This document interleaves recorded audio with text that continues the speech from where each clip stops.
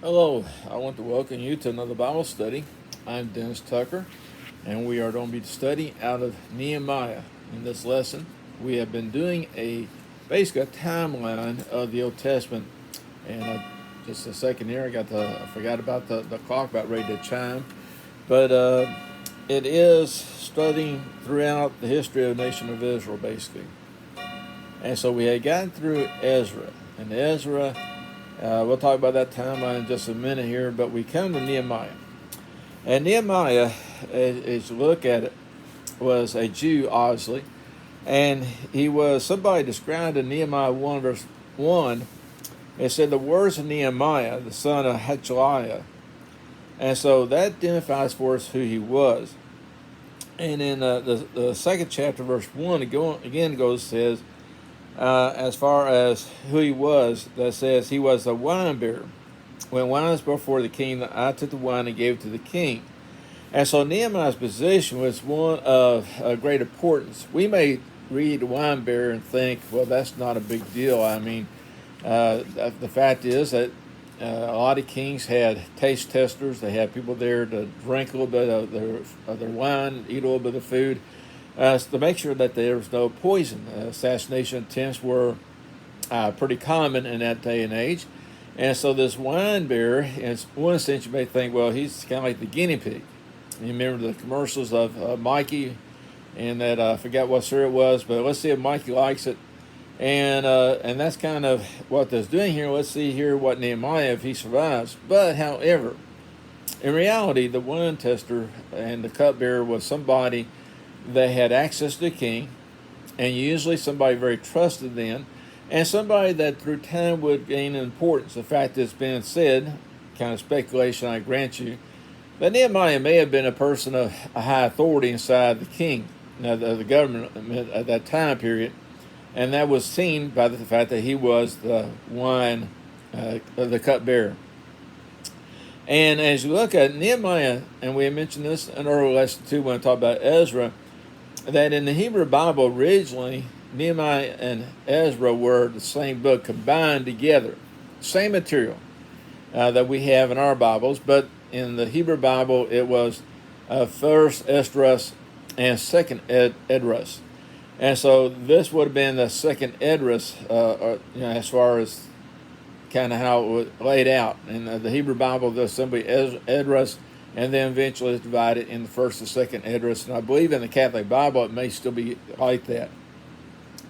And as it was written probably about 450, it had to be after 440, because Ezra comes back in about 446, 448, so on that lines.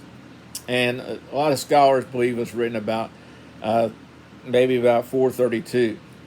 And so it would have been the last book, actually, time-wise, written in the Old Testament. Although in our Bibles we look at it and we say, well, it's not at the end of the Old Testament. I mean, I look and what's the last book of the Old Testament? Malachi. And if you're like me, I tend to think of things along chronological order, but we realize that the rest of the books in the Old Testament from Nehemiah on were not written and put in there chronologically. And so this would have been the last book, actually, as far as the history of the children of Israel. Because after Nehemiah, we get to the 400 years, basically, of silence of God, where God's not revealing anything to the children of Israel. And Nehemiah would be contemporary to some of the people that we mentioned. Ezra, Nehemiah lived during the same time period. Ezra a little bit older, apparently.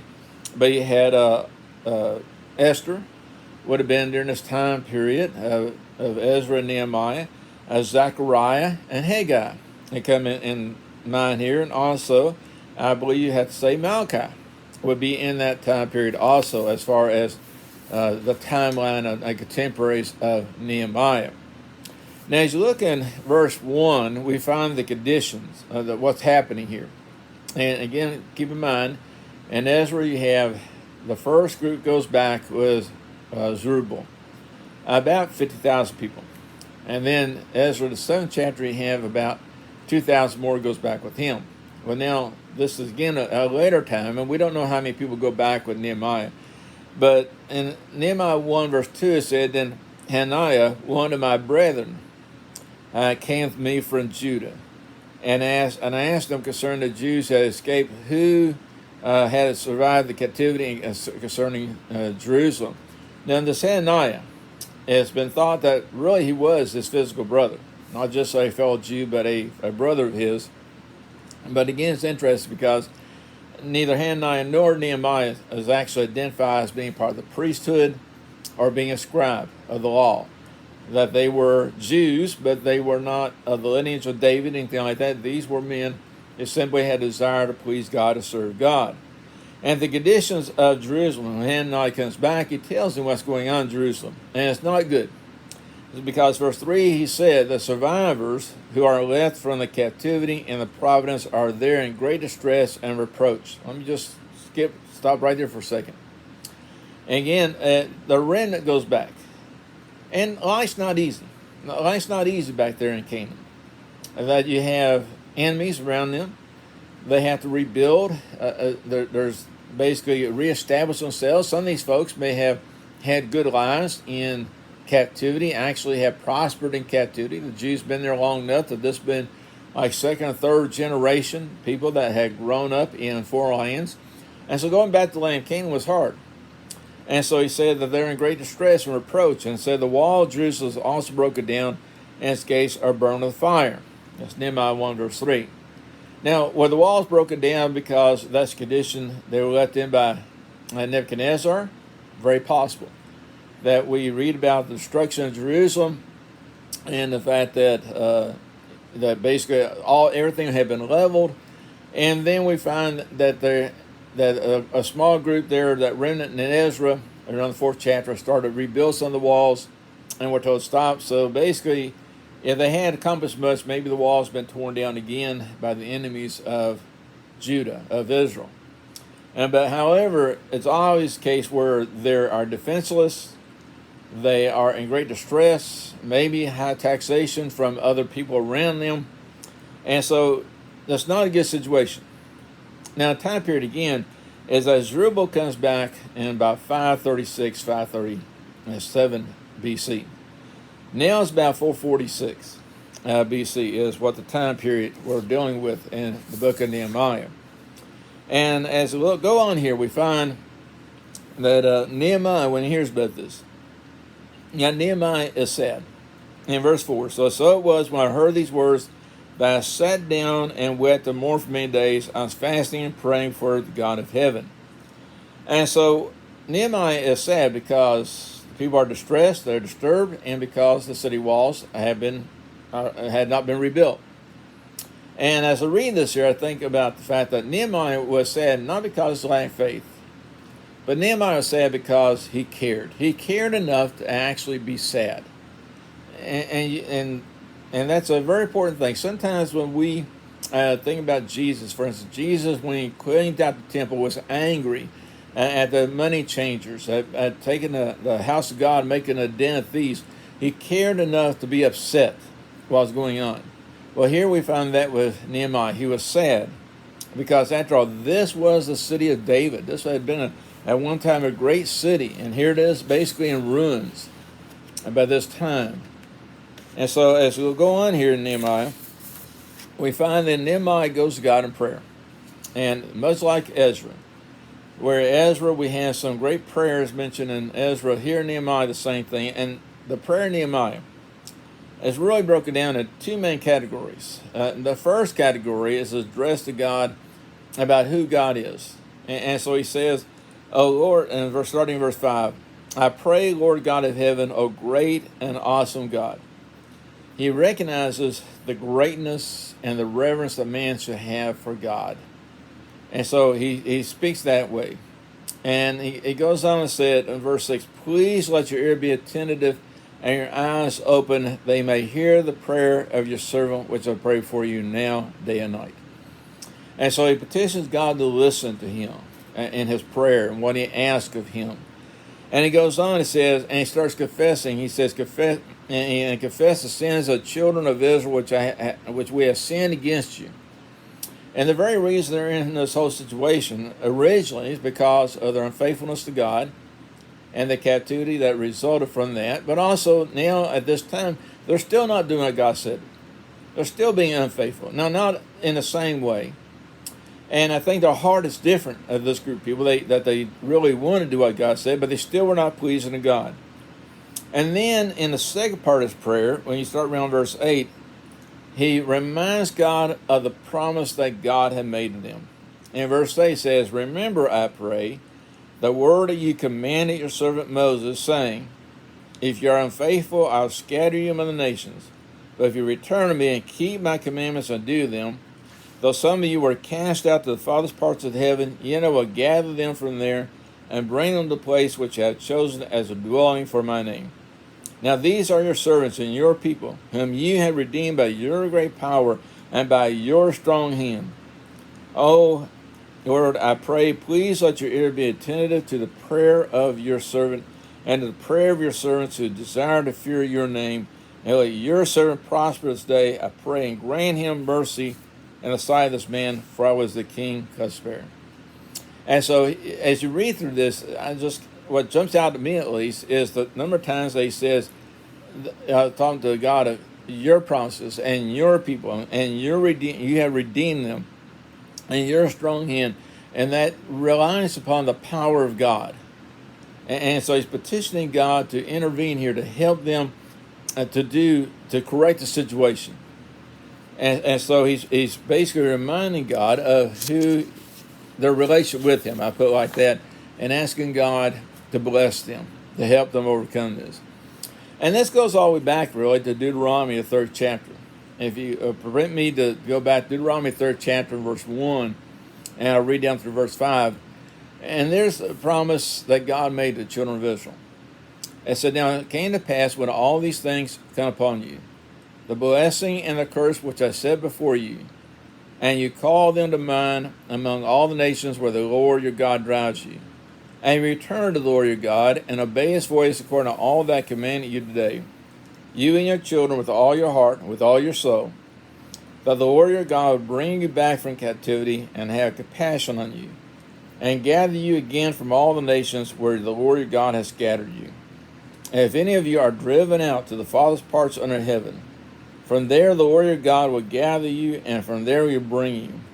Then the Lord your God will bring you to the land which your father possessed, and he shall possess it. He will prosper you and multiply you more than your fathers."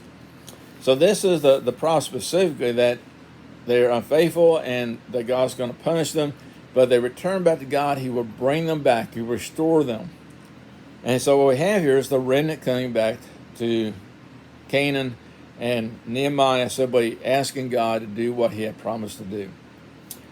And so we look here in Nehemiah, again about the 1st chapter, we find that when Nehemiah first hears these words, it says it's the month of Chislev and 20th year. Now Chislev would have been basically what we consider to be November, December. Okay, so while we think about towards the end of the year, that's actually the Jewish calendar, different in hours, about the 9th month. But in the 20th year, and I take it here, the 20th year refers to the 20th year of the reign of this king. Okay, and so in chapter 2, so in the 9th month of that year, but then in chapter 2 it says, it came to pass in the month of Nisan, in the 20th year of King Xerxes. And this word is a little bit confusing because they say, well, we're still dealing with the 20th year. How is it that, because the month of Nisan is actually the 1st month, and this would correspond on March, April. But we have to keep in mind, I think what he's talking about is the Jewish months, okay, versus the reign of the king. And I don't know when this king started reigning, how far in the 20th year we are. But what we find is, in the 9th month is when he hears the word about basically what's happening in Jerusalem. And then in the 1st month of the next year, he's actually petitioning the king. He's going to go to the king and with his petition. And so about 3 months had passed between hearing about what was going on there, people being distressed, and the walls being broken down, and actually doing something about it. But in chapter 2, then we take up where Nehemiah appears before the king. And in verse 2, the king said to me, and the king recognizes the fact that Nehemiah is sad. Now, being sad before the king is not a good thing. Your job as cupbearer is to protect the king, and be, in essence, a confidant to the king, maybe give some advice if you ask for it, but it's not, the king does not want sad people before him. That could actually cause you your life. And this king here was notorious for being pretty ruthless. And so the king says, but the king knows this and says, why are you sad? And Nehemiah says, well, why should I not be sad? And he talks about the fact of what he has heard from his people, how the people are distressed and the walls are torn down. And so in Nehemiah 2 verse 4, the king says, what do you request? Okay, what do you want then? And Nehemiah says, so I pray to the God of heaven. The first thing I notice here is that he didn't just blurt out. But I think he had been praying about this, and he had been thinking about this. And so even before answering the king, maybe a very short prayer of God, give me strength and give me wisdom in this occasion. And I said to the king, if it pleases the king, and if your servant is on favor in your sight, I ask that you send me to Judah, to the city of my father's tombs, that I may rebuild it. Now this is a pretty bold request, because he is actually requesting a change of policy of this empire. Because verse 6 goes on down, it said, then the king said to me, the queen also sitting beside him, how long will your journey be? And when will you return? So it pleased the king to send me, and I said him a time. Furthermore, I said to the king, if it please the king, let letters be given to me for the governors of the region beyond the river, that they must permit me to pass through till I come to Judah. And what I see about this, a number of things. One is that Nehemiah sees a problem.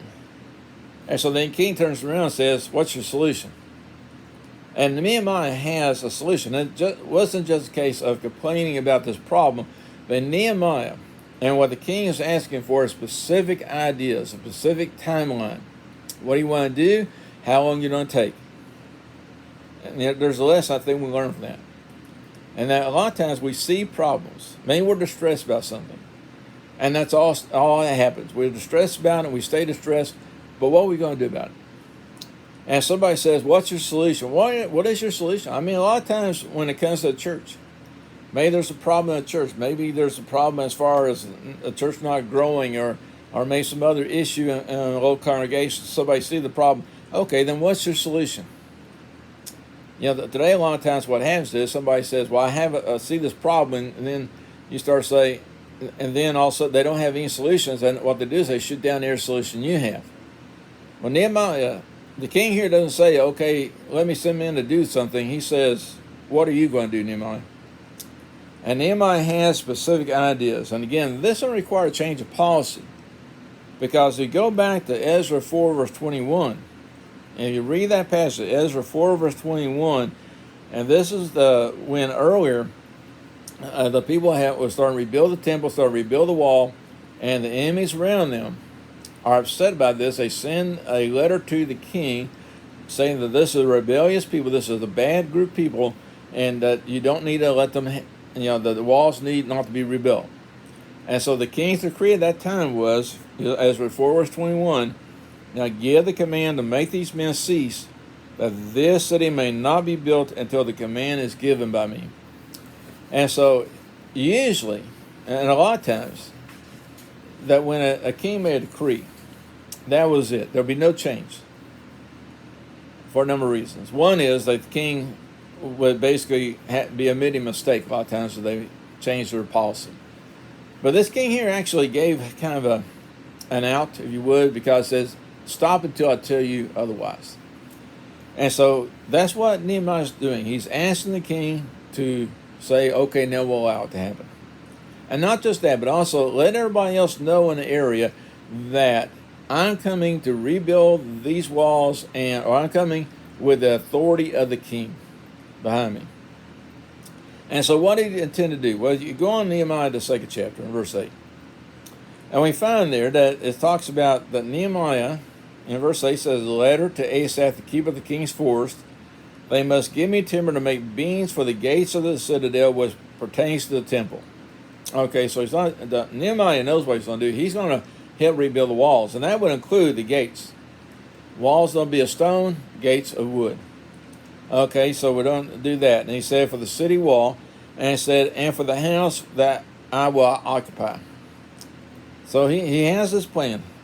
And when Nehemiah comes back, there's not really much conversation about the trip that Nehemiah makes to go to from the citadel or Shushan down to Jerusalem. But we go there and he shows up.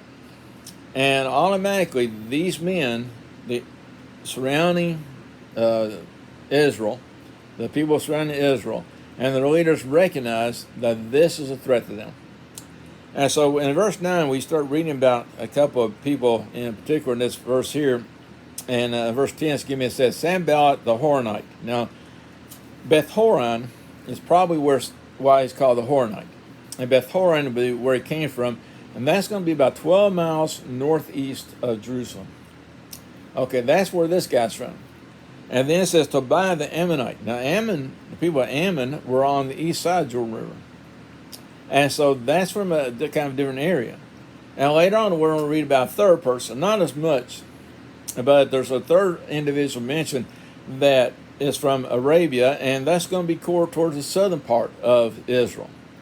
And so basically what you have the people that are surrounding this land here, and these are the ones that want to stop them from building the walls of Jerusalem. And so we look at them and find that when they find out what Nehemiah intends to do, in chapter 2, verse 19, if I skip down there for a second, it says, the 19 also has Geshem, the Arab, heard of it. That's the one from the southern area.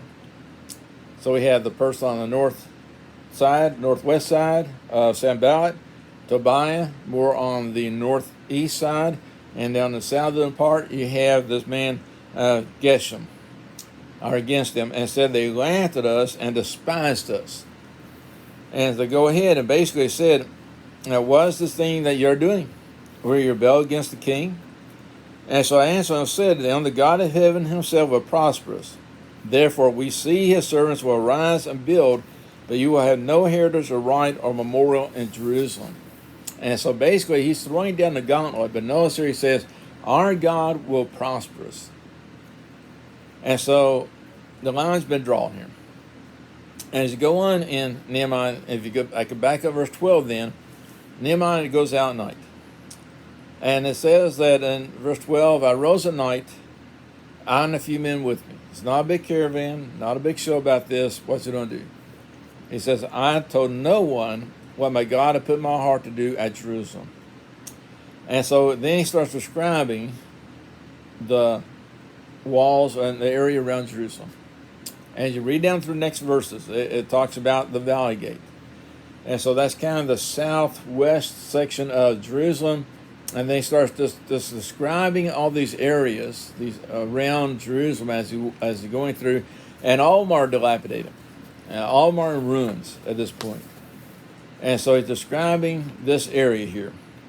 And then when he comes back, that basically, again, he calls people, the people of the land. And in verse 17 he says, you see the distress that we are in, how Jerusalem lies in waste and its gates are burned with fire. Come, let us build the wall of Jerusalem that we may no longer be a reproach. And so then, now here he's putting down the gauntlet to the people of Israel. Earlier to the enemies of Israel, when he says, you're not going to have part of this, now it's to the people of Israel and says, let us rise up and build. And I told them of the hand of my God, which have been good upon me, and also the king's word that he has spoken to me. So they said, let us rise up and build. Then they set their hands to do this good work. So they accept the challenge that they're going to get involved in the work here, and that they will complete it. And so that's how chapter 2 ends. Let me make just a few points of application here, and then I'll quit this lesson.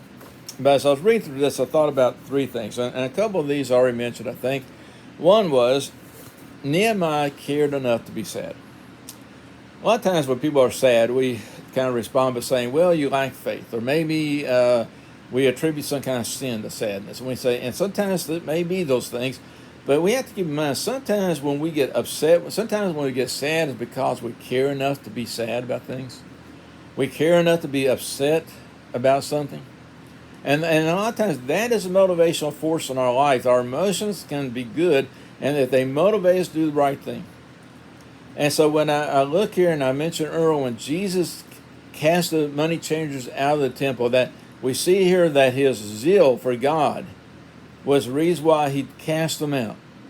When we read about the disciples in the book of Acts, we find the idea again of joy and of concern. When Paul talked about his concern for all the other churches, that shows me that he was involved. And so we have to ask the question, do we care enough to be sometimes sad? Do we care enough sometimes to be upset? Do we care enough to sometimes to, to look and say something needs to be done? And that gets me a second point here. And the second point is Nehemiah cared enough to get involved. Now, the one thing for Nehemiah to sit back there, he's in a pretty comfortable position. He's a king cupbearer. Probably has a pretty good life there with the king. And he could have easily said, somebody needs to do something. Somebody needs to go back there and to rebuild his wall, stir up a group of people and get involved there. And maybe we can turn to his brother and say, you need to do that. But Nehemiah got involved himself. Nehemiah is the one that went to the king. Nehemiah is the one that prayed the prayers. Nehemiah said, I'll go back. Nehemiah is the one that set the time schedule. And that is very important here, and that is personal involvement is essential in our service to God. Do we care enough to be personally involved? To do what we can ourselves and not look at other people and say somebody needs to do something. But do we care enough to say, I'll do something? Nehemiah did.